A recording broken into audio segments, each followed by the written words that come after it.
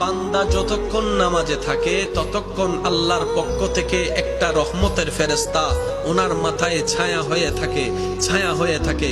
বান্দা যখন কিয়ামে থাকে তখন তার জন্য আল্লাহর কাছে দোয়া করে, যখন রুকুতে যায় তখন তার জন্য আল্লাহর কাছে দোয়া করে, যখন বান্দা বলে সামি আল্লাহু লিমান হামিদা তখন রব্বানা লাকাল হামদ বলার সাথে সাথে ফেরেশতা বলে মওলা তোমার প্রশংসা করছে তোমার বান্দা, তুমি একটু কবুল করে নাও।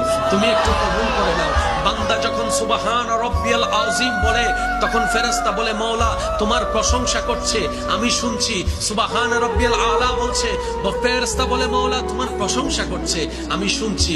যখন বান্দা সিজদায় গিয়ে সুবহান রাব্বিয়াল আলা বলে ফেরেশতা তার পক্ষ হয়ে রবের কাছে মাগফিরাত করে, ক্ষমা প্রার্থনা করে, ইস্তেগফার করে, ক্ষমা চাইতে থাকে।